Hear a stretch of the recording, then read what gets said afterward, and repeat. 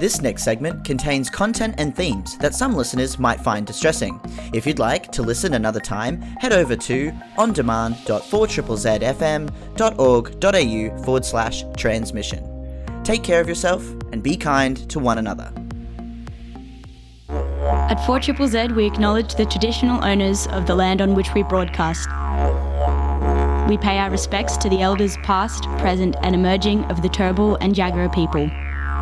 We acknowledge that their sovereignty over this land was never ceded. And we stand in solidarity with them.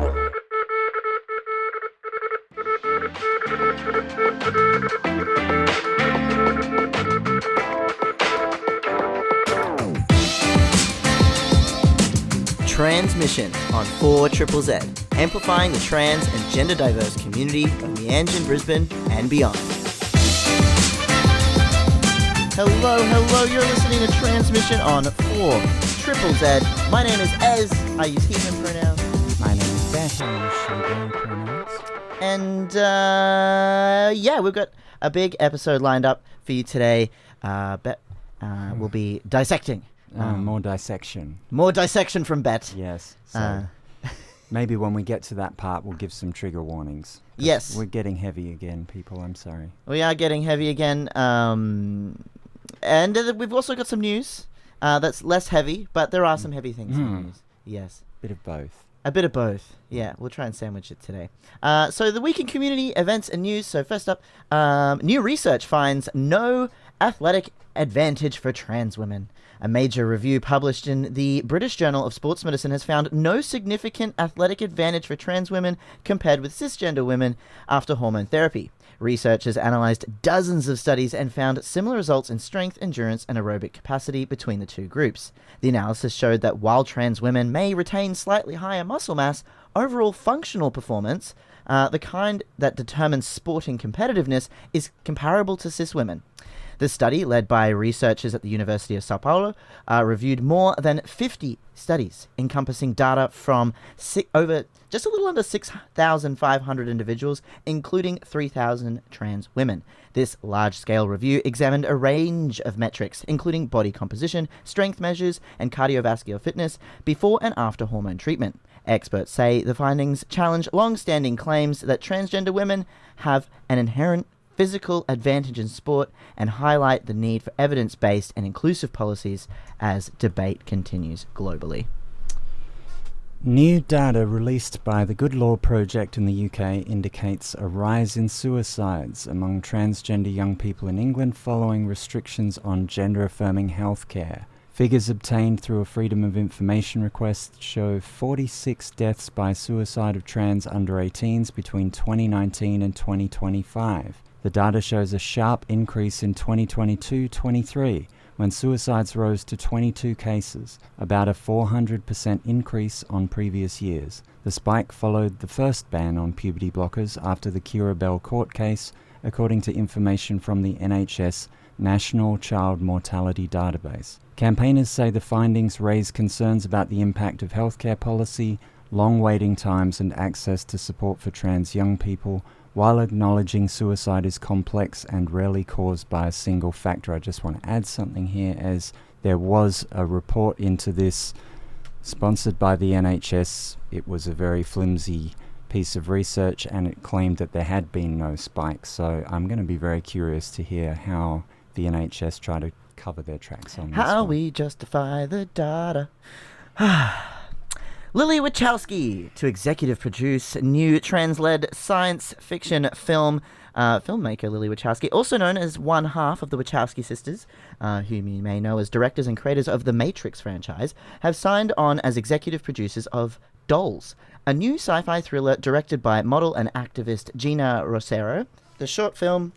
Sorry, there's some noise in my microphone, in my ears. The short film marks Rosero's directional debut and features a predominantly trans cast and crew. This story follows a junior private investigator who goes undercover at a dating workshop for trans women while searching for a missing person, exploring themes of identity, community, and resistance. Creators say the project aims to center authentic trans storytelling and representation on screen. Dolls has been submitted to film festivals, further release details yet to be confirmed. And also, Australian metal singer Josie Scott comes out as transgender, which is awesome. Australian heavy metal musician Josie Scott, lead singer and guitarist of The Mark of Cain, has publicly come out as transgender woman at age 63. Woo! In a personal message to fans, Scott said she had experienced gender dysphoria since childhood and described it as liberating to finally live authentically.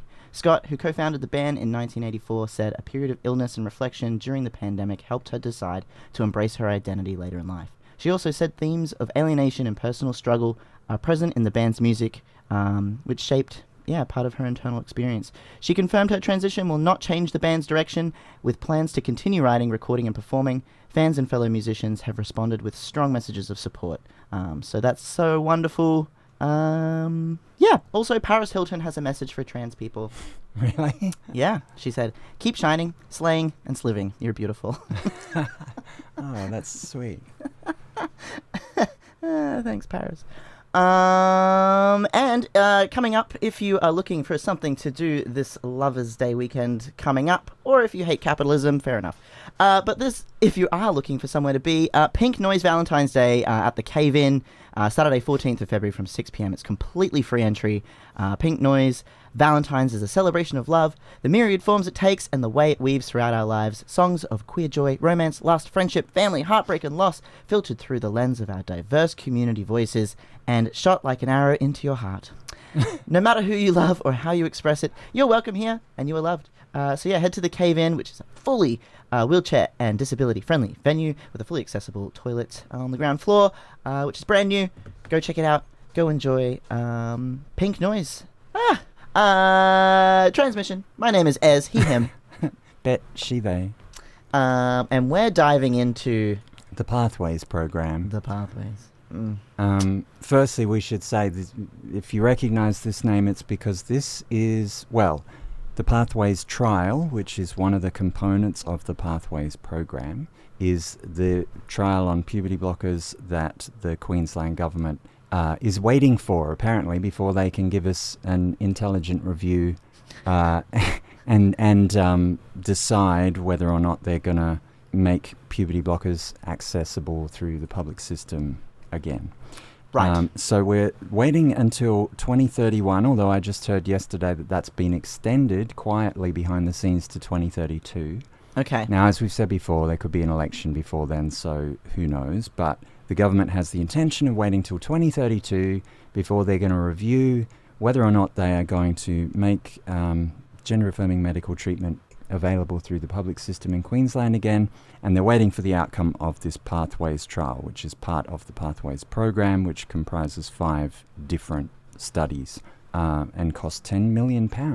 Oh, that's nothing. And is being done in the UK. So it's a £10 million series of studies on service users, young people, who are service users of the newly established Children and Young People's Gender Services in the UK, which replaced the Gender Identity Development Service after the CAS review. So the Children and Young People's Gender Services, or the CYPGS, in the words of Cal Horton, focuses on non-affirmative exploration and investigation of a child's identity.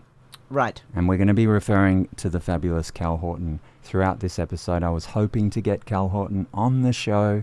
Haven't been able to do that. I think they're leading a stressful existence, perhaps, and communication with them is sporadic. They were the keynote speaker at the OSPATH conference last year, as you know, because you were there with me. Yeah, it was a great speech. And they're all over this stuff, so I'll be referring to them throughout. Do you want to run us through the UK government's view of what Pathways program is all about? Yeah, so this is what's on the King's College London website under their research tab. Pathways study projects. All Pathways Horizons is a longitudinal observational study of young people attending the NHS, children and young people's gender services, who want to take part. It is the largest part of the Pathways study and will explore the well-being of young people, including their mental and physical health and experiences, and how these change or not as they grow up. And there are 3,600 children children and young people they're aiming to have in that study, as well as one or more of their parents or carers. Interesting. The Pathways trial is focusing on the effects of puberty-suppressing hormones on young people's physical, social, and emotional well-being. It involves young people who want to delay puberty and whose parents and gender service agree with this treatment option. And there are 113 young people who will receive puberty blockers following an intensive assessment and approval process. And again, their parents... 113 young people will receive puberty blockers straight away, and 113 will have to wait an additional year after the trial starts, and then they will receive puberty blockers. Right. Pathways Connect will look at young people's thinking and brain development, and will follow both those who are and are not taking puberty-suppressing hormones. And then there's also Pathways Voices, involves speaking to young people about their experiences of living with gender incongruence and of their care in the NHS, Children and Young People's Gender Service, including, for some, taking puberty suppression hormones. We will talk to young people and parents several times while they are attending the services. We will also find out from staff working within the services about what they think helps. So I just wanted to point out the last one, Pathways Voices. That appears to be a way of kind of legitimizing the whole thing by saying that, like the Cass review did and like the Vine review did, by saying that there was input from service users and from their parents. Young people and their parents and carers don't have any say in the design of any of the studies. They haven't been involved at any stage in designing these studies. There are no trans people involved. And the two main people in charge of the whole Pathways program are Professor Emily Simonoff, a professor of child and adolescent psychiatry at King's College London. She seems to have no experience in the care of trans young people. I certainly couldn't find any evidence of it, and neither could Cal Horton. And second in charge, Deputy Chief Investigator of Pathways, is Michael Absoud. Now, he spoke at the 2024 SEGM conference on autism and gender dysphoria in adolescence. So obviously he's one of those SEGM folks with an axe to grind about autistic young people accessing this care, and that is a big component of this study, is screening young people for autism and going deeply into all that. So that's worrying. Also, in order to access the study, as I said, you have to go through the Children and Young People's Gender Services, which, as Cal Horton said, focuses on non-affirmative exploration. So basically, they use the term exploratory therapy on the website. They don't say gender exploratory therapy, but I mean, we know what they're talking about. Later today, I'm going to go into some of the questions that they routinely ask these young people as part of this study, and you can get a bit of a flavor of the type of interrogation that these young people are going to have to go through just to be included in the study. In the hopes that they get the hormones too that they want, you know? Exactly. And also, one last thing I just wanted to point out for now, actually, two things. One thing, gender incongruence. They use the term gender incongruence, which is my favorite term, right? And I would be glad that they've used it, but I can't work out why they're using it, given that the entire Cass review focused on either dysphoria or gender-related distress. These reviews don't generally focus on gender incongruence. They generally want kids to be in distress before they're going to get help. And they're supposed to be studying whether the distress is improved or lessened by accessing the treatment. And because I'm so suspicious, and because Michael Absoud, who is affiliated with SEGM, is the Deputy Chief Investigator, and because this grew out of the Cass review, I can't help thinking that they're talking about gender incongruence because they want to make the results of the study less unequivocal. Like they want to. If the more kids who only were diagnosed with gender incongruence who are in the study, that means they don't have clinically significant distress, and that means that puberty blockers are not necessarily going to lead to a radical decrease in distress either. Well, actually, they wouldn't lead to decrease anyway, but they're not going to. As compared to the control group, the group that accesses care 1 year later, what they're going to be looking at is improvements in quality of life. And I'll get into how vague that is too. So they're looking for improvements in quality of life in the group that accesses puberty blockers straight away as compared to the group that has to wait for a year. And I can't help thinking that choosing gender incongruence as the way that you get into the study means that is further muddying up the results, because there may not be much of a difference there. But that's just a small point. The other point I'll make about that is that assessing quality of life measures, I mean, just because you access puberty blockers doesn't mean, I mean, I'll go into later what these quality of life measures are, but they're things like, you know, are you getting bullied less, and are you happier overall with your life? Do you get along with your parents? Blah, blah, blah. Things that really, you're not going to expect that those things are going to necessarily occur just because a young person accesses puberty blockers. So again, it seems like the questions they're asking and the way you get into the trial are all they're muddying the waters. And the last thing I'll say about that is that they're not letting any kids with significant distress into the trial. So they're not letting anyone who displays serious suicidal ideation into the trial. Now, I understand why they're doing that. It's probably because they don't want kids to be dying in the trial. That would be very bad publicity. And I guess you could say it would be unethical. The whole trial is unethical. What they're going to do is keep those kids out of the trial, so those kids are going to suffer anyway.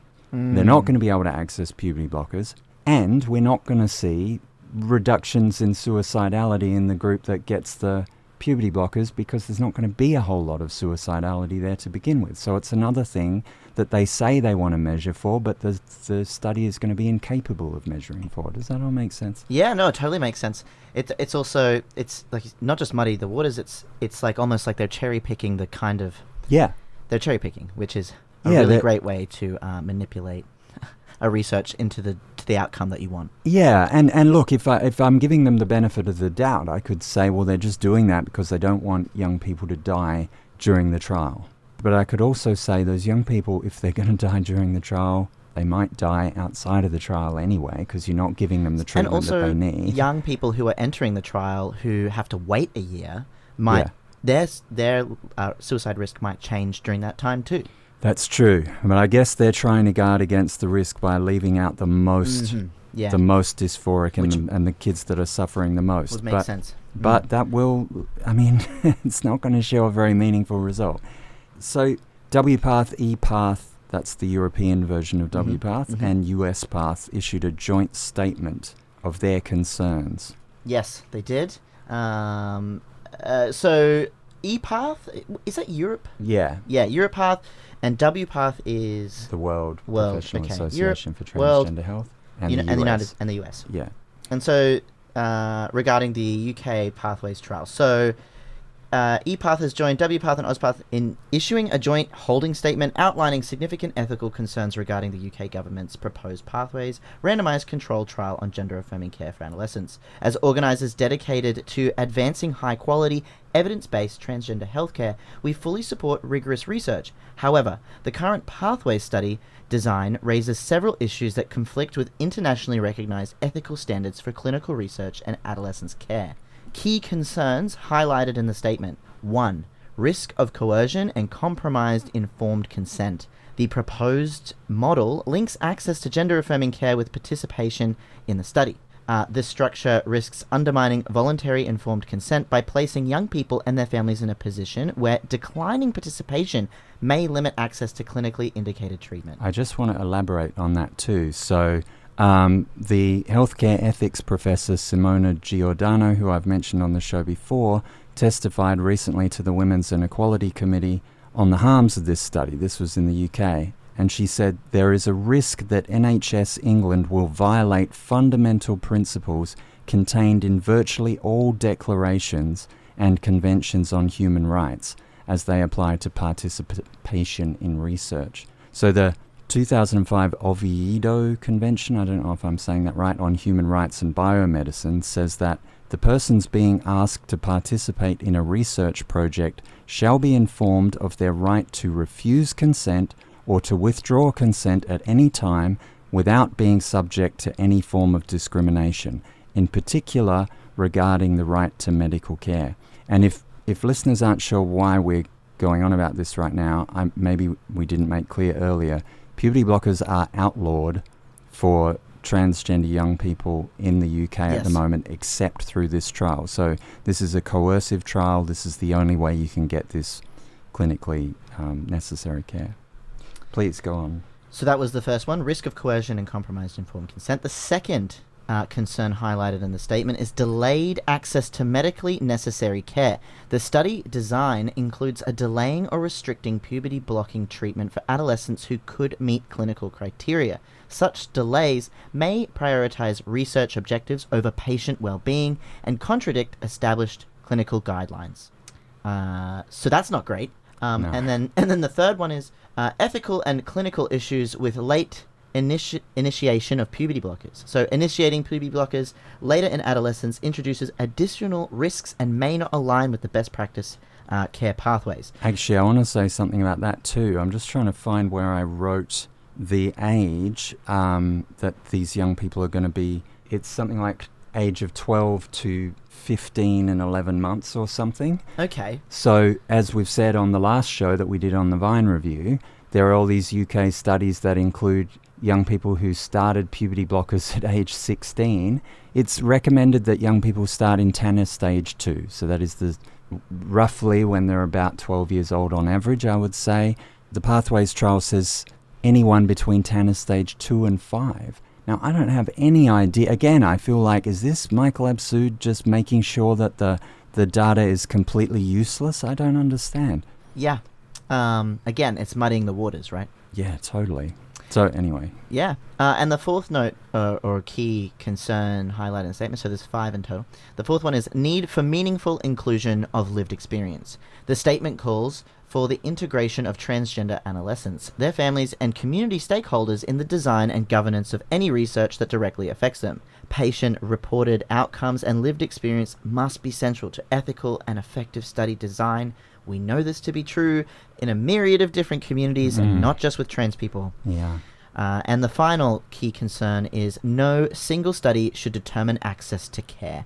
The organizations stress that the Pathways trial should not be used as the sole basis for national policy decisions. Adolescents who choose not to participate must retain full access to the complete range of evidence-based, gender-affirming treatments.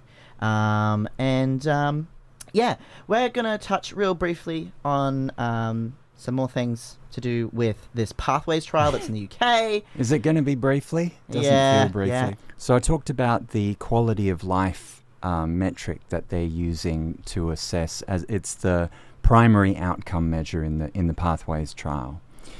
It's called the Kid Screen 10 questionnaire. So it's 10 questions. Do you know this one already? Yeah, that sounds familiar. So it's 10 questions. I'm going to tell you what the 10 questions are, and this is how this is the primary way in which they're going to be assessing whether or not puberty blockers are working. Right. So it's a multiple choice question where you can answer from not at all to extremely, with 5 different options along the way. So question number 1, have you felt fit and well?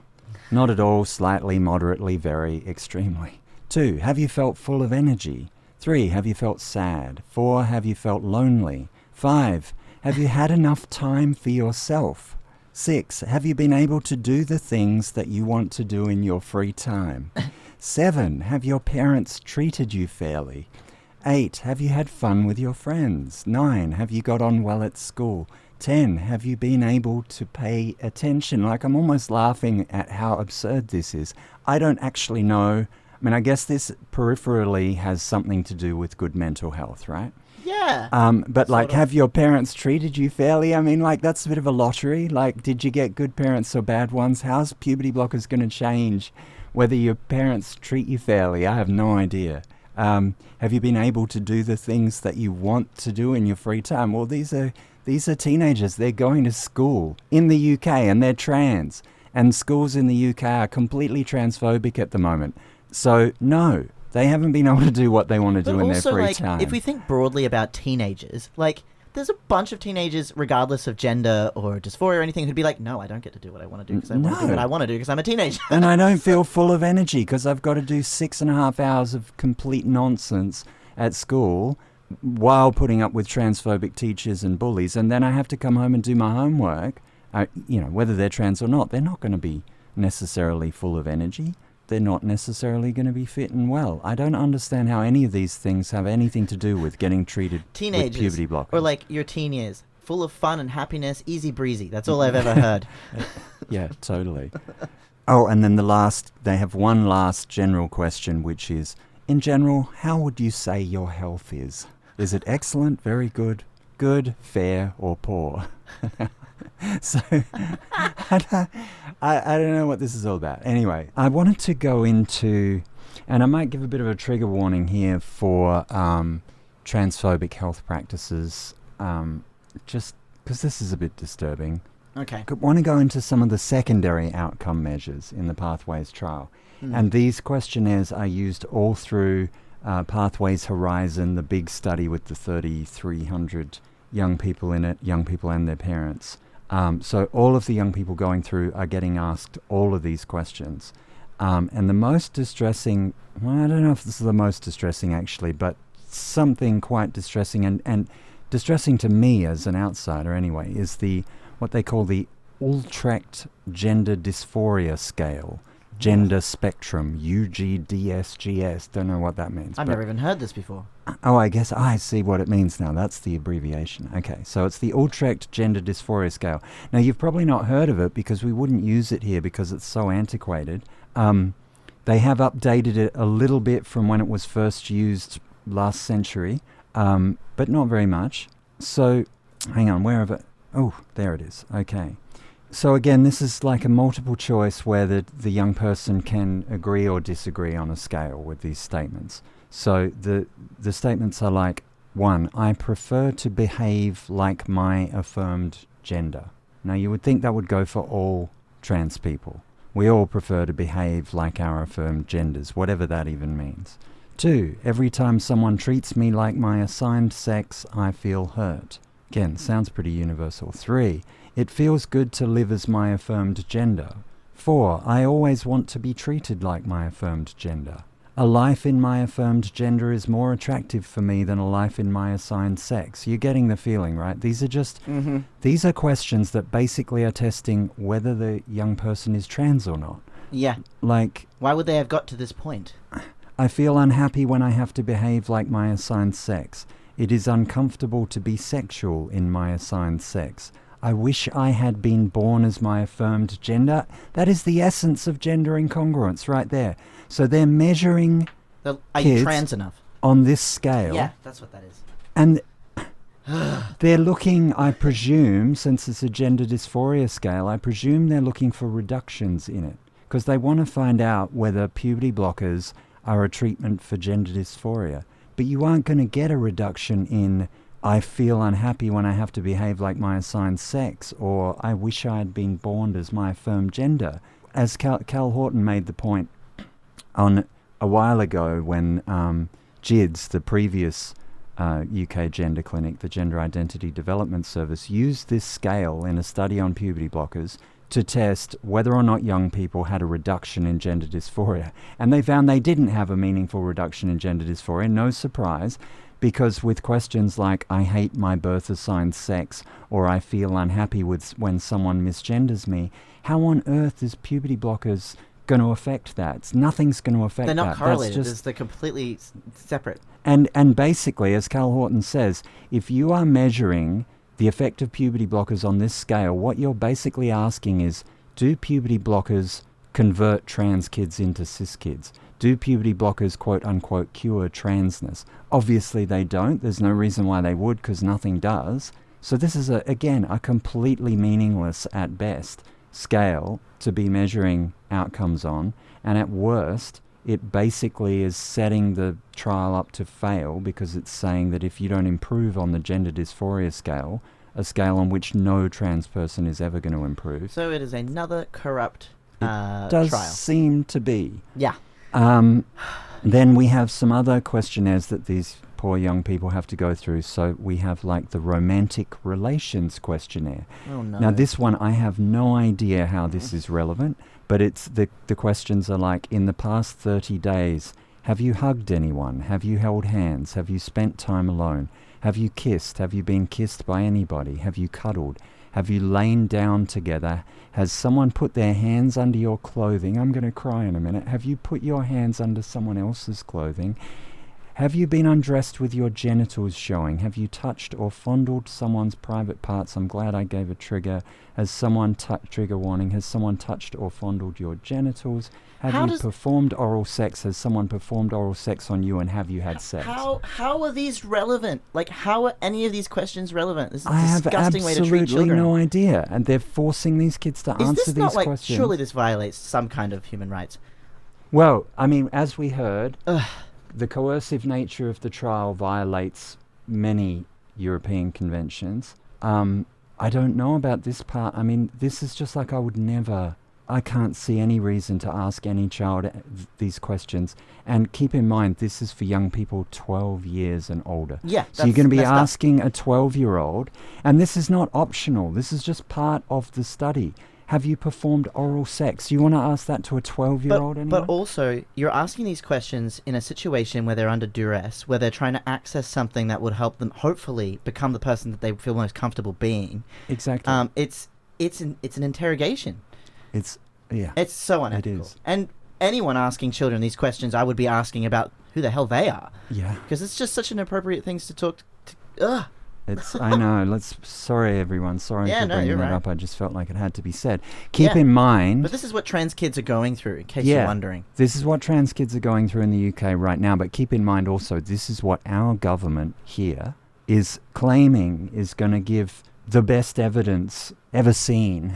Yeah. The evidence that's going to make the difference between giving young trans people healthcare and taking it away from them again is going to come from this ridiculous, unethical study, coercive study, stigmatizing questions being asked in this study. I doubt anyone in the government has even looked at this stuff. Well, and I think it might be worth rubbing their faces in it. We know that do you think this is okay to be asking 12-year-olds this stuff? Yeah, or anyone.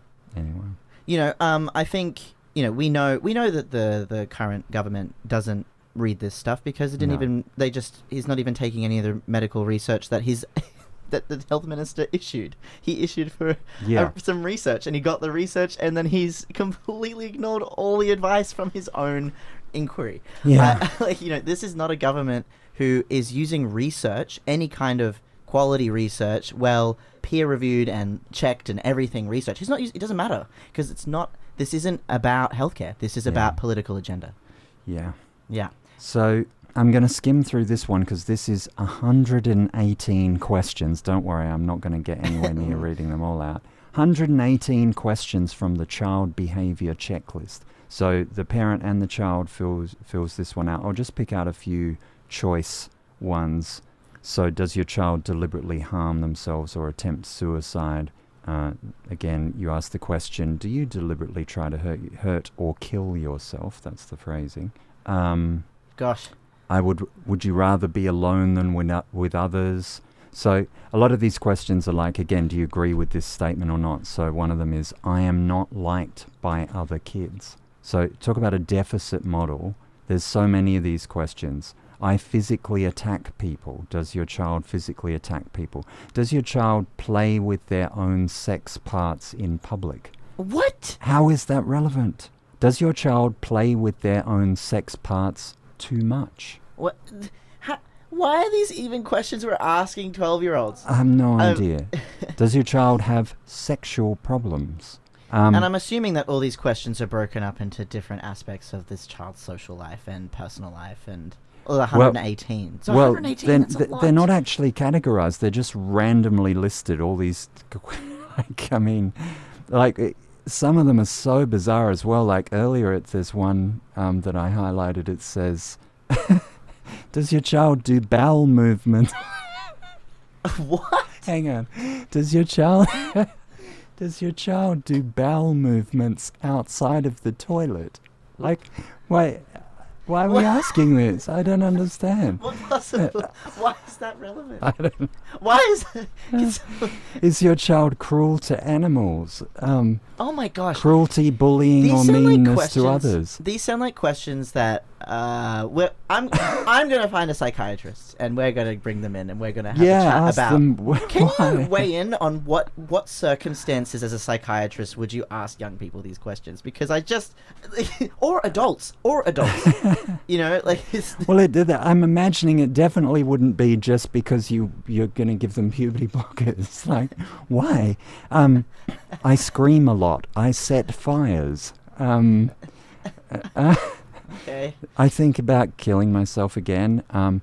My child thinks about sex too much, or I think about sex too much.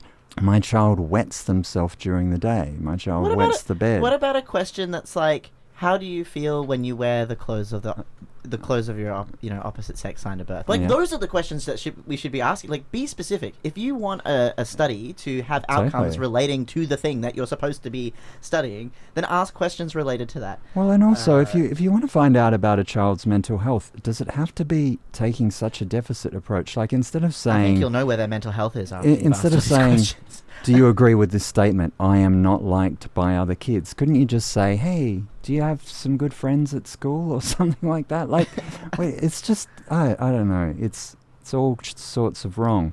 Then they've got a suicide screening. That's 4 questions. Haven't they already asked this, though? That's the thing. They double and triple up on a lot of these questions because these questionnaires all overlap. So they've already asked the child at least 3 or 4 times by this point whether or not they have suicidal ideation. And then they focus in on it here. They say, in the past few weeks, have you wished you were dead? In the past few weeks, have you felt that you or your family would be better off if you were dead? In the past week, have you had thoughts about killing yourself? Have you ever tried to kill yourself? If yes, how and when? And keep in mind, the therapists that are asking this stuff have not built any kind of rapport with the child because they've gone into it with a non-affirming approach.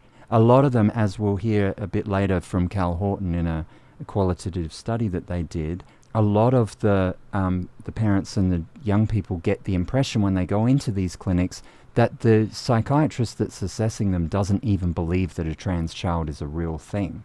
So they haven't earned the trust of the child, and then they're asking them these incredibly invasive questions.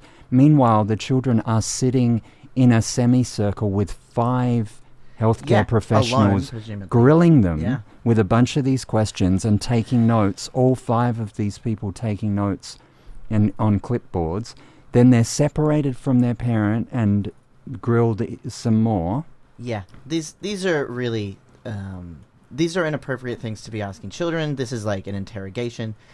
And as far as I'm concerned, none of these things are relevant to any aspect of this young person's life that's anything to do with accessing puberty blockers or gender-affirming care. If you are looking for some mental health support, you can contact Q-Life, 1-800-184-527. You can also contact Beyond Blue, 1-300-22-46-36. Please look after yourselves. We are touching on some really heavy topics today. And we obviously want to make sure that everyone's feeling like this information you're processing has that you can talk to someone. So yeah, there's Q-Life there. How about I wind this bit up quickly? I can summarize the last few most problematic questionnaires. Yeah. So after all that, you also have the Child Anxiety and Depression Scale, which asks all over again whether the child feels worthless or thinks about killing themselves, worries what people think about them, Why are you repeating thinks this about so death. much? Oh my gosh, it's so This laborious. is another point that they made in the Cal Horton study that the young people made is, I don't understand why they keep asking me the same questions over and over again.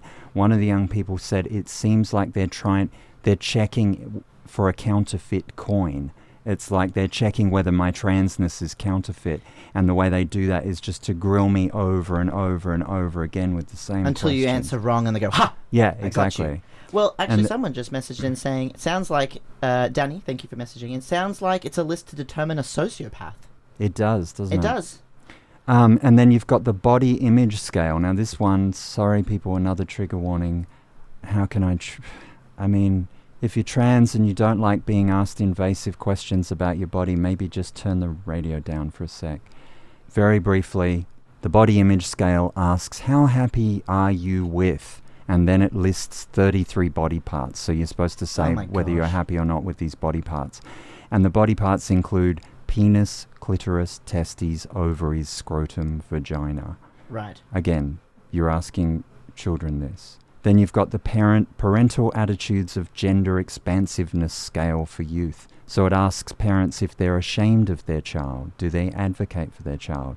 Do they encourage their child to wear clothing and accessories consistent with their birth-assigned gender? Do they use toys, treats, or other rewards to pressure my child not to gender transition? Do they think their child is trans because of something they, the parents, did wrong, etc., etc.? Goodness me. And then at the end of it all, you have 15 minutes questioning on medical history, and this can include family context, developmental history, physical health, mental health, adverse child experiences. I imagine there'd be an excessive focus on that. Gender development and experiences, sexual development knowledge, sexual orientation, peer relationships, social context. And in total, you've got something like 320 questions there that are asked of these young people. And as I understand it, they get asked them periodically. So I think, I'm not sure, but and I maybe think... that's a way of measuring exactly. part of the study. Mm. Yeah, so how are we doing? Shall we go to a break? Yes, let's have some music. How many genders are there? I don't know. I just got here.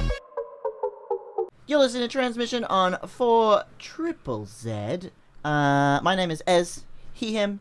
Bette, she, they. And we're chatting pathways. Oh, yeah. Pathways, you're probably like, what pathways?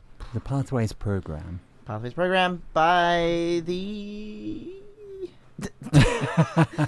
well, it's a UK Pathways trial. Is this UK, like OzPath UK? Is this by the same group of people? No, it's the NHS, isn't it? Yes, it's Yeah, the that's NHS in conjunction with King's College London. Yes, there you go.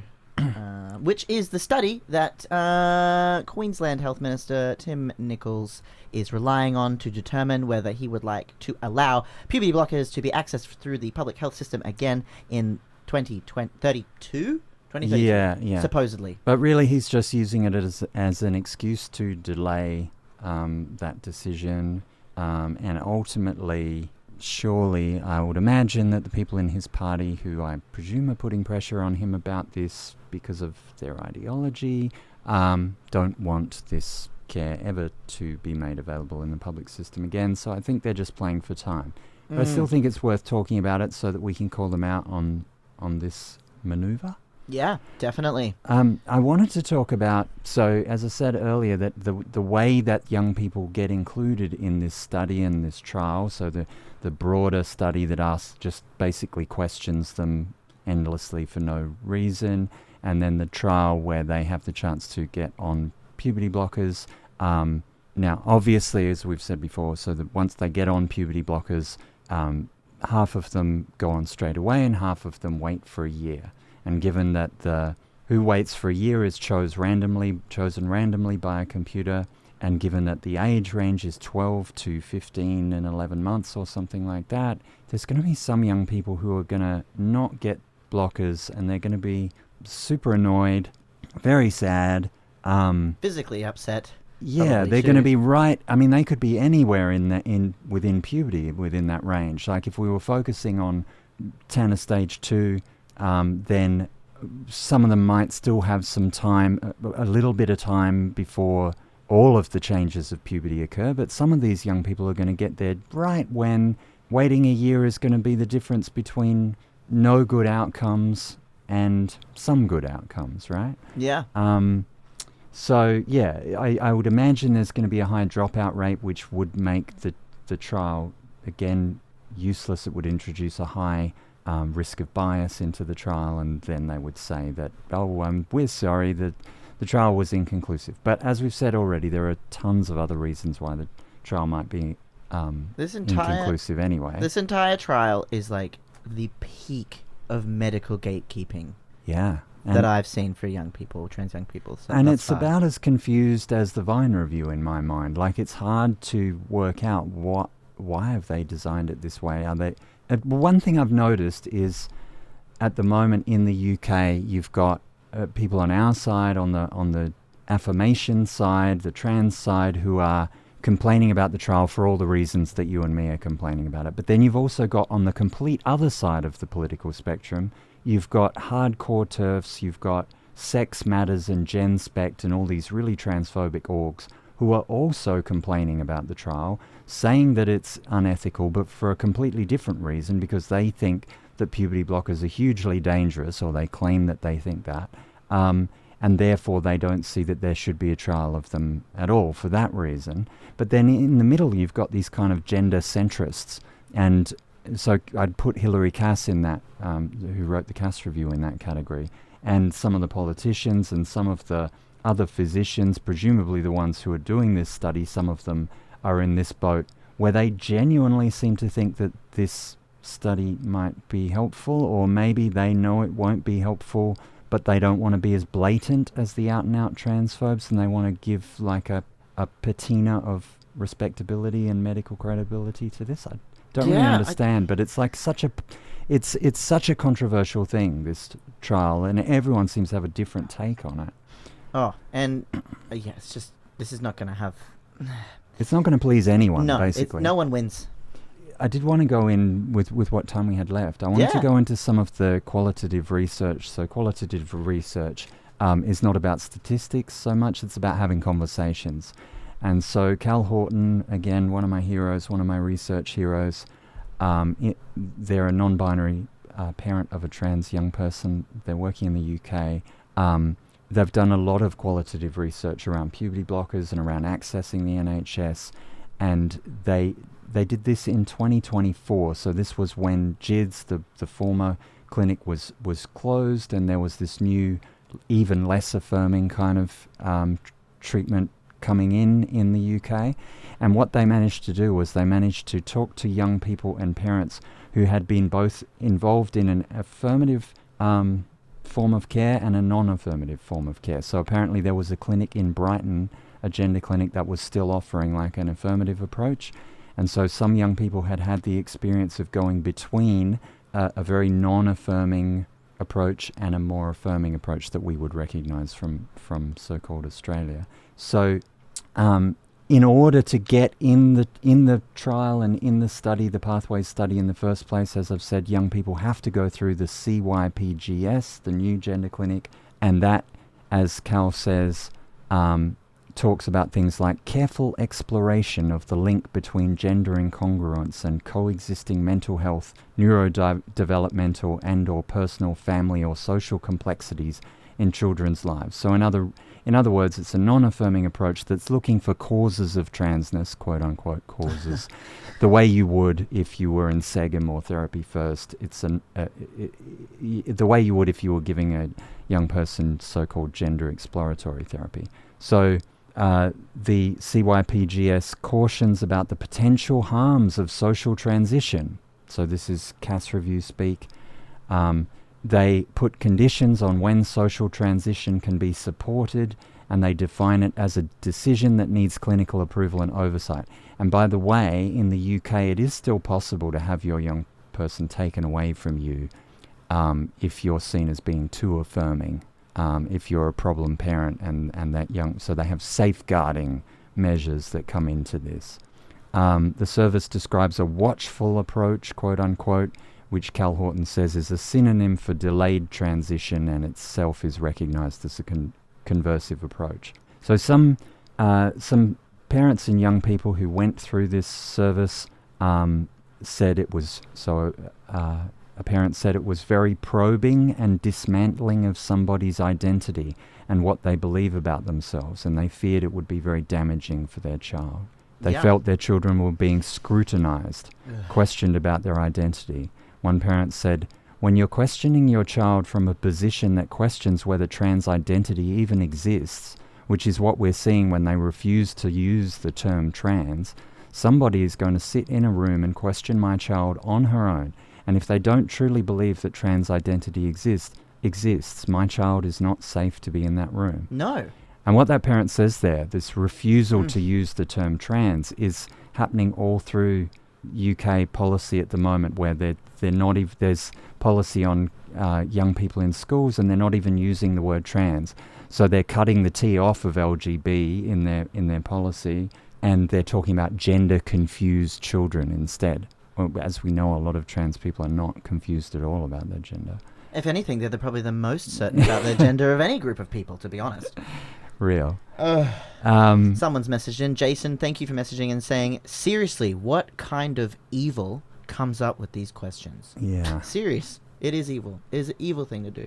So the non-affirmative approach was contrasted strongly with the approach experienced by young people in affirmative care. So families reflected on how meaningful it was for their child to be in a room with a professional who accepted their transness, who did the bare minimum. One parent commented that you could see the stress draining off of their child. The experience was so validating because it confirmed their identity. Yeah, they just want to be seen. And then the parents go into what I said about that kind of semicircular panel of professionals, 5 professionals usually, with one child, grilling them all at once, taking notes.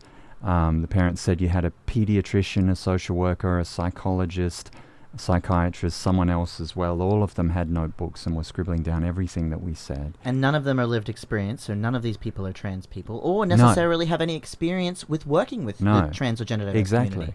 The parents said it would be traumatic for anyone, even if it was 5 people, that were gender affirming and fully supportive. It would be intimidating to be up against 5 people you didn't know, asking multiple different questions of a very personal nature.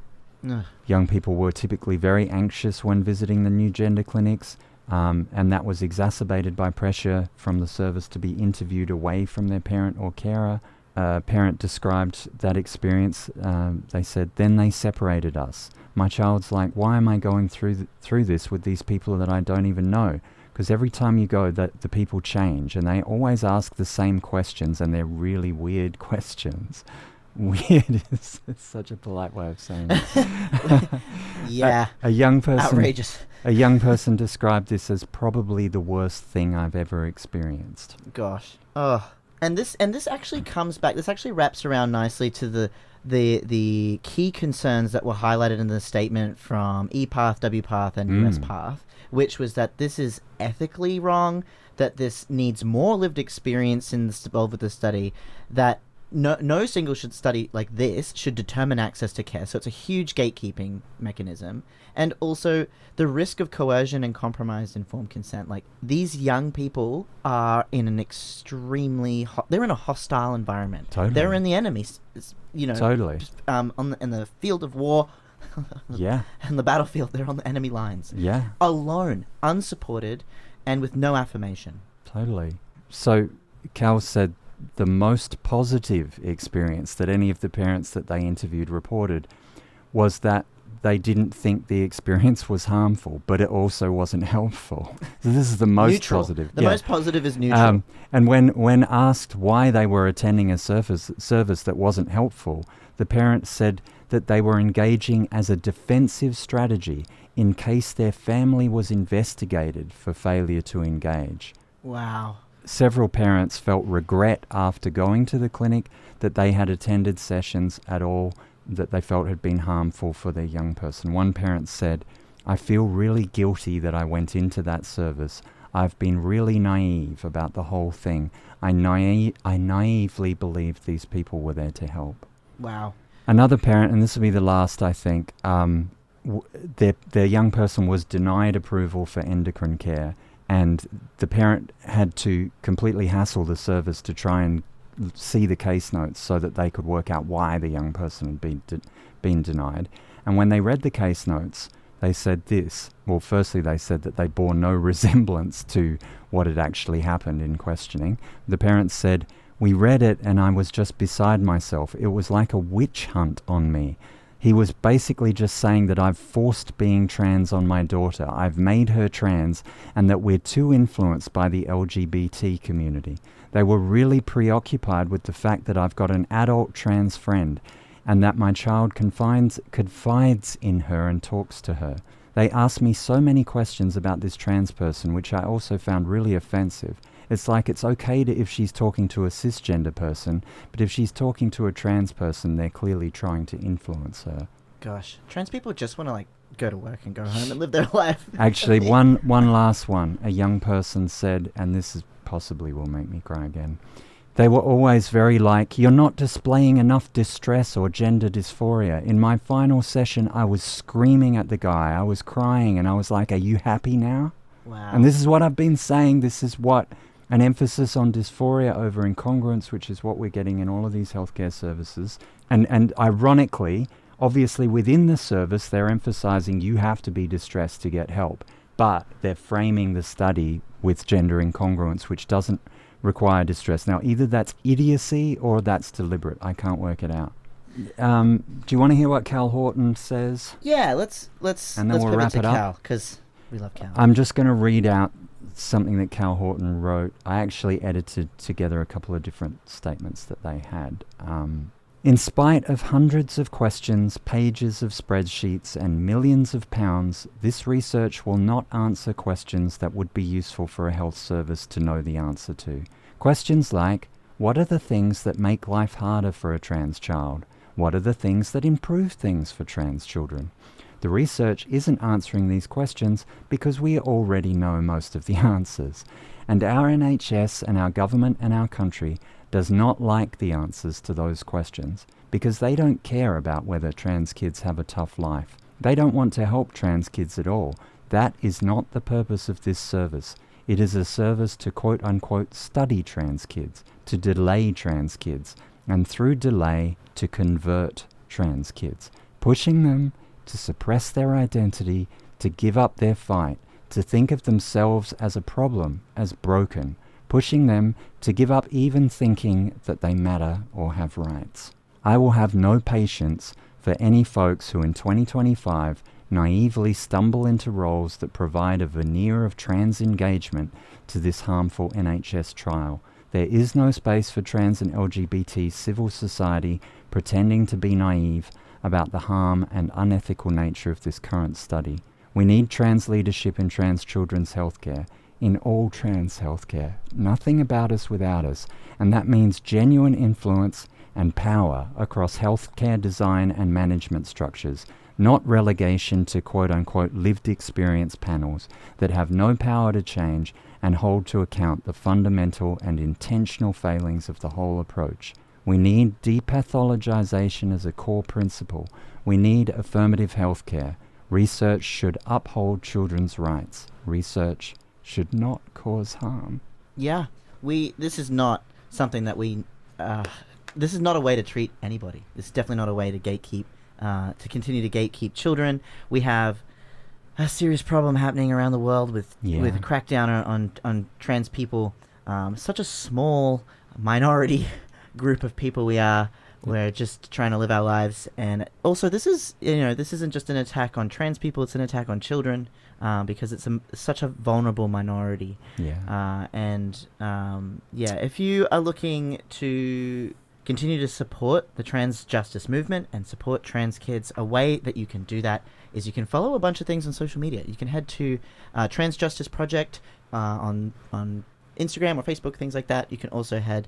There's a few different groups like Meanjin's People's Pride, which is a fantastic group to follow as well. Get involved, protest. These are things that our government are using, these studies, to inform what they want to do here to our kids. So, we've got to do something about this. It's not Totally. It's not a joke, and it's getting worse. It's ramping up.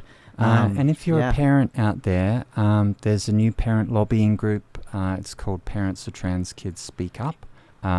You can find us online. I'm helping out with that group, although I'm not a parent. I'm in an advisory role.